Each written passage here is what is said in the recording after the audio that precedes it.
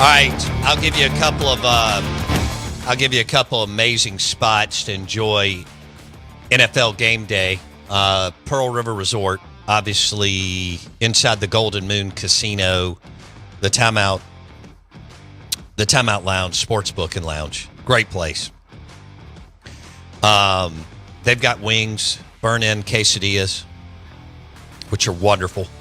Nachos and the like at Pearl River Resort. Game day this weekend.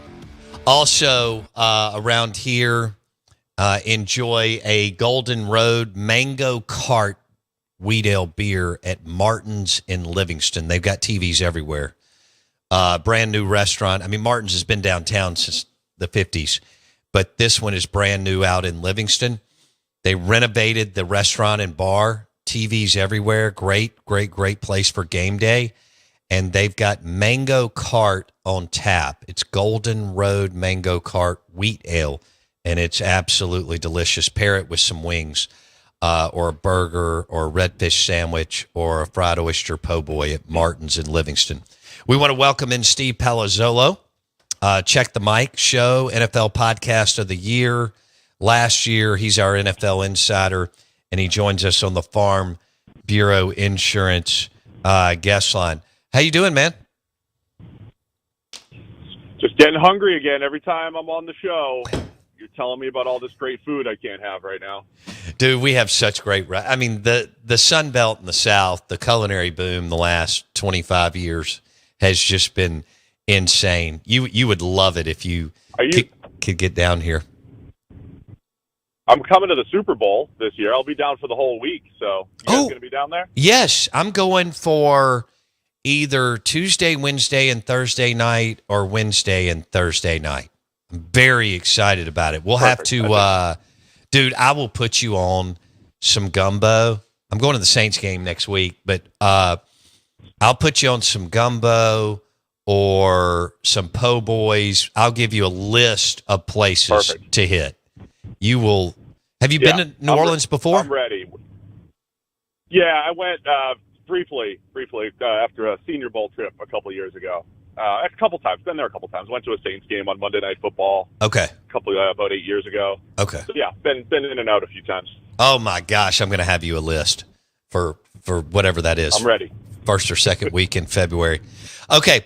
Where do I want to go here first? Let's go NFL QBs. All right.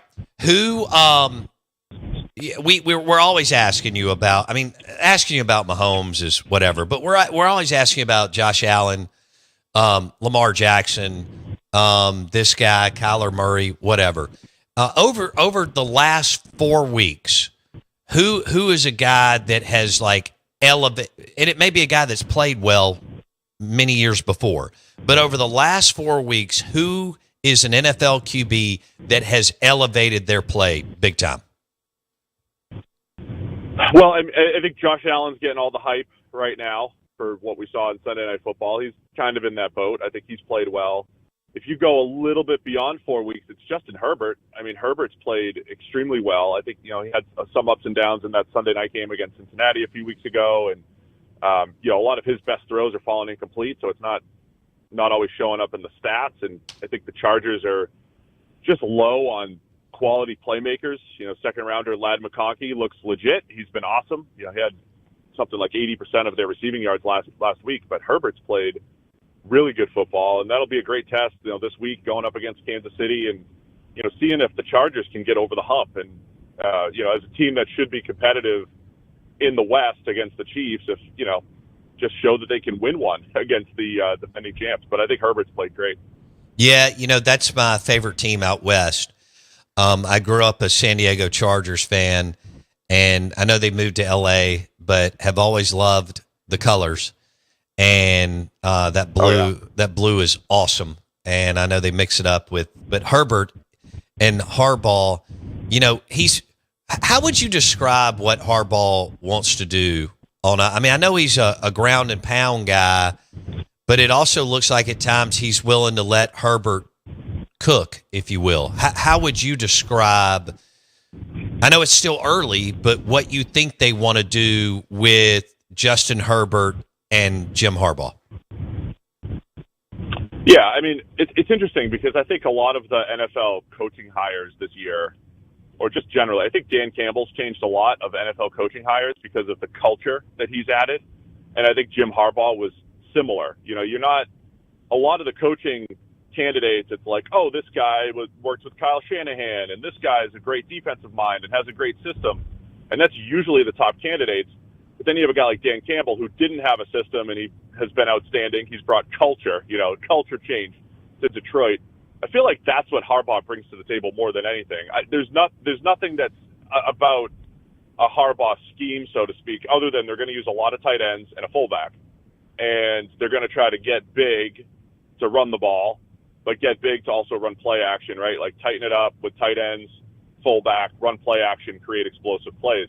But it's not offensive masterminds, Jim Harbaugh type. It's really just instilling the CEO type stuff that a head coach has to do that I think Jim Harbaugh's special at. So I think offensively, they absolutely want to run the ball, but I think they've also shown that in the right games, in the right situations, in a game like this against Kansas City, they can be aggressive. They could take their shots. They could try to create explosive plays because Kansas City's offense isn't what it was, but they could play any type of game. If they have to play in a shootout, they'll chuck it around down the field with Mahomes, throwing to DeAndre Hopkins and Xavier Worthy. So I think Harbaugh's shown that he wants to run the ball, wants to be physical. I think he's already instilled that in the Chargers, but also knows when they have to take some shots in the pass game with Herbert. I know it's early with him back in the NFL, Steve Palazzolo, but do you think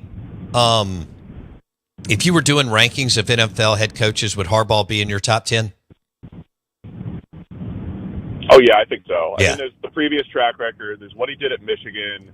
And look, the Chargers should be in transition. I think that's what's most impressive. Honestly, a team like the Broncos, too, should be in transition. And so I think when you're winning, when you should be rebuilding, that's probably a good sign.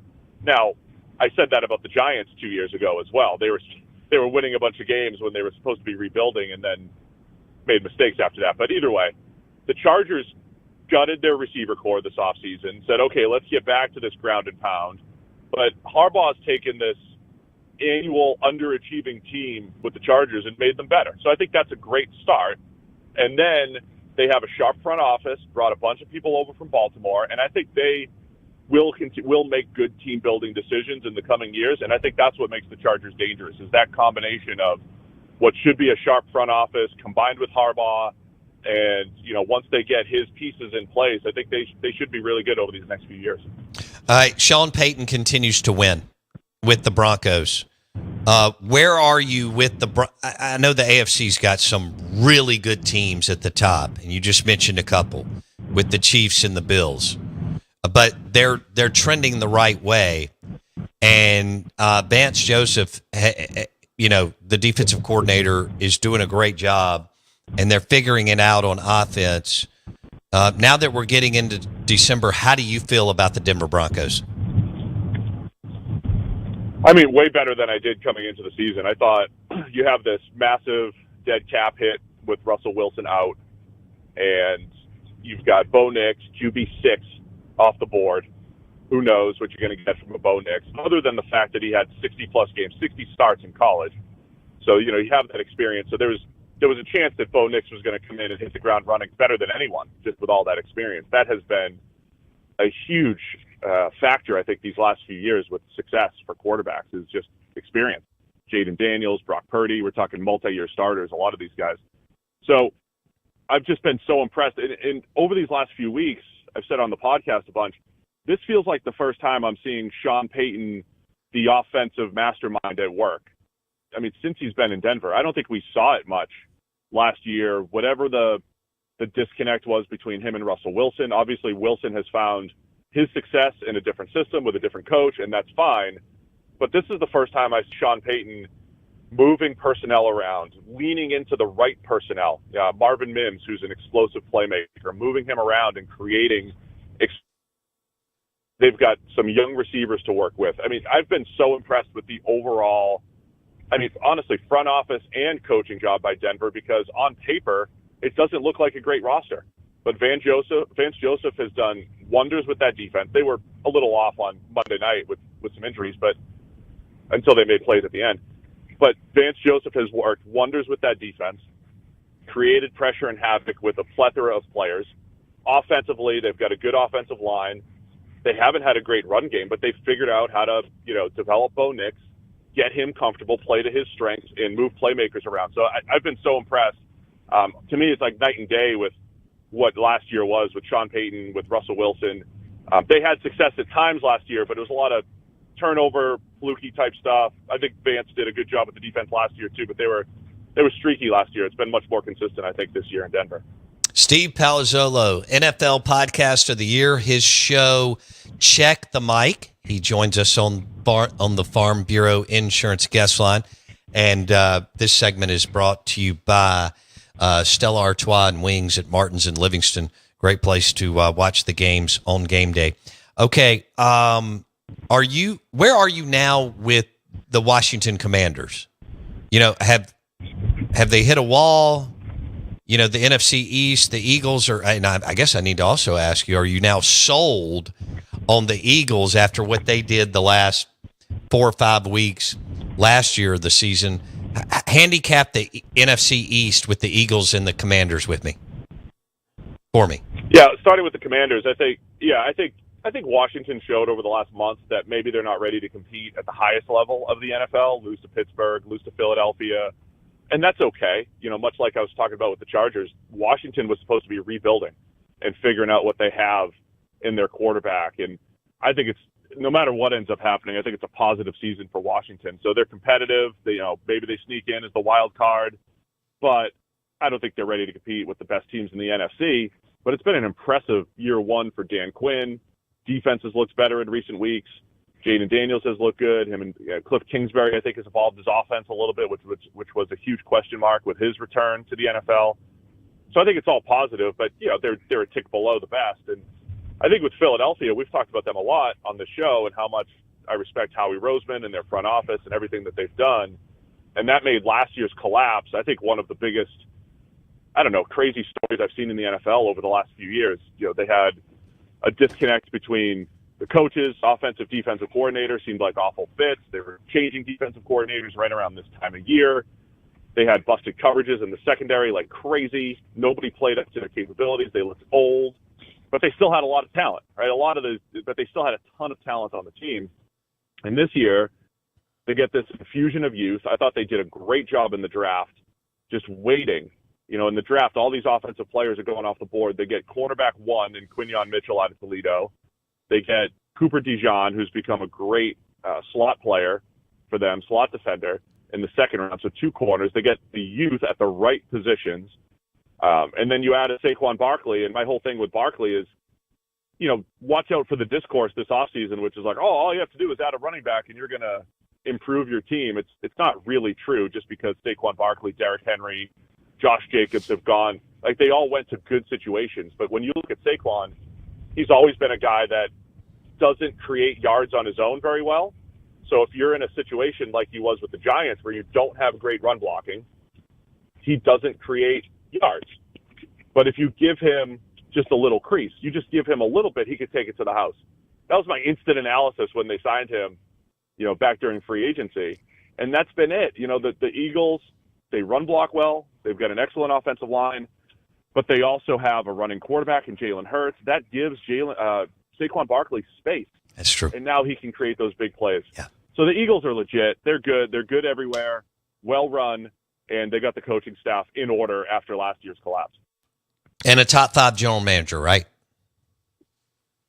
Oh yeah, it's the whole thing, right? They're aligned. We're like the in the front office. Yeah.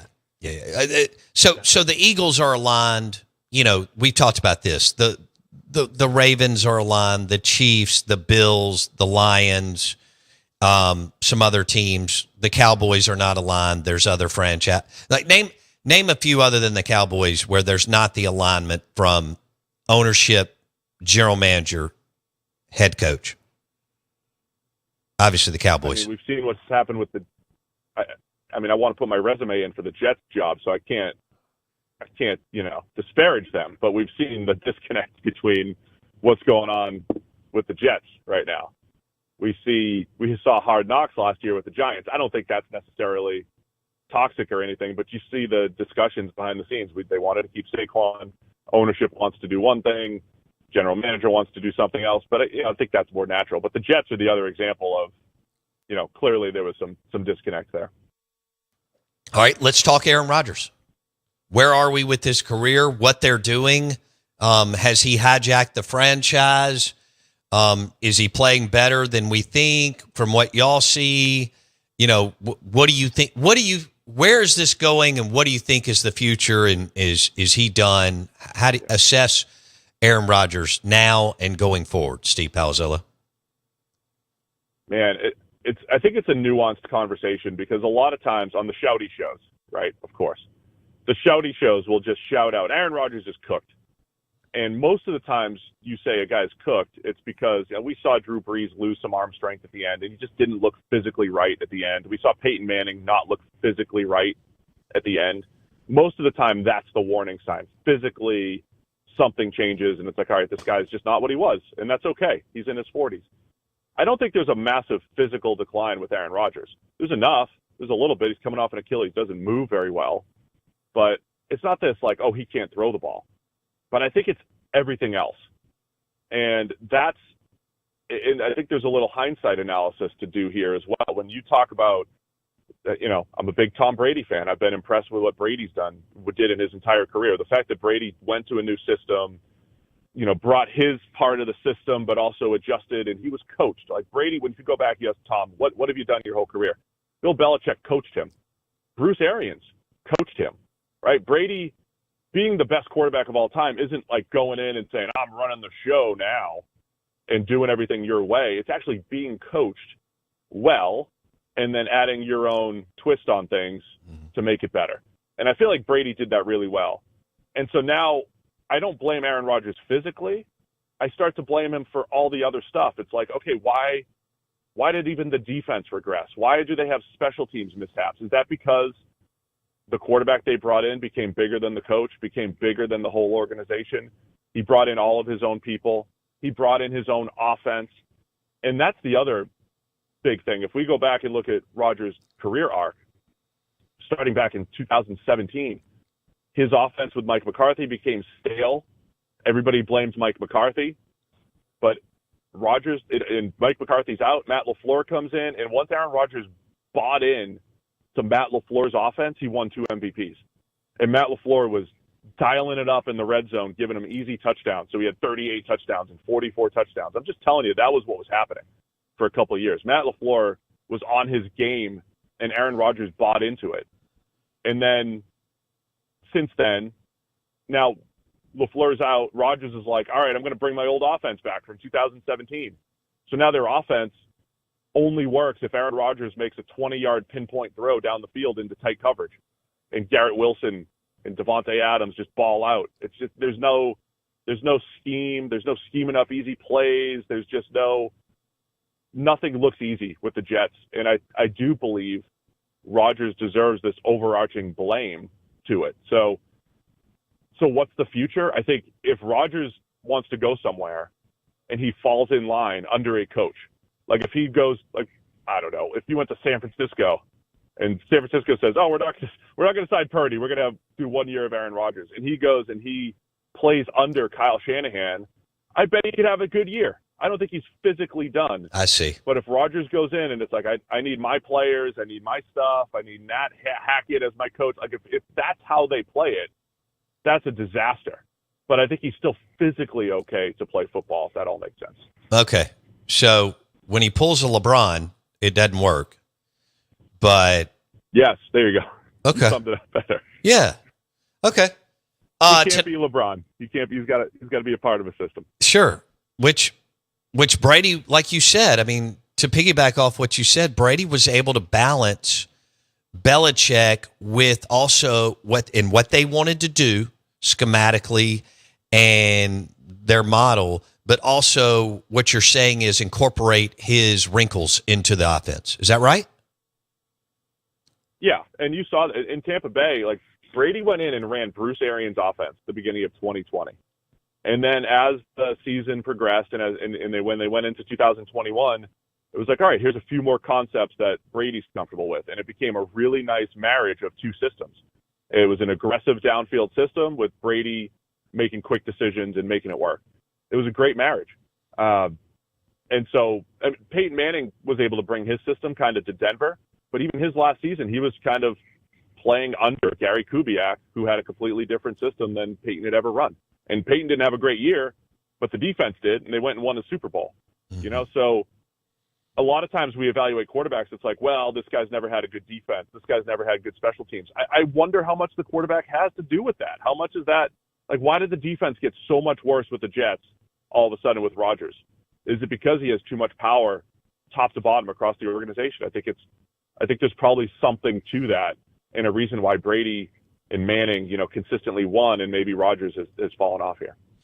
All right, I've only got a minute here. Steve Palazzolo, his show is Check the Mic, great NFL show. That's some awesome game tonight. All right. All right. Hey, is your Christmas tree up? Or your holiday ornaments? Yeah. Black Friday, we had it up, all ready to go. Okay. Leaning a little bit, but we think it's going to hold up. We're good to go. Is one of the kids going to take it out? I know you've got some rambunctious boys like in that age. I had that too. Almost certainly. They're always wrestling on the couch right next to it. It's probably coming down at some point. I love it. But so far, so good. WWE at the Palazzolo home. All right, buddy. Have a good weekend. See you, dude. All right. Yep. Thank you. Speaking of game day and watching, let's go with mssmarthomes.com, Jackson, and Jake Manning. If you want the ultimate TV game day movie music experience in your TV room, living room, game room, and I have it. You want to get the Sonos surround system, and of course, you can control it from your phone. That's why it's mssmarthomes.com. Call Jake Manning today, mssmarthomes.com. And the Sonos system for your house is powered by Mississippi Smart Homes and mssmarthomes.com.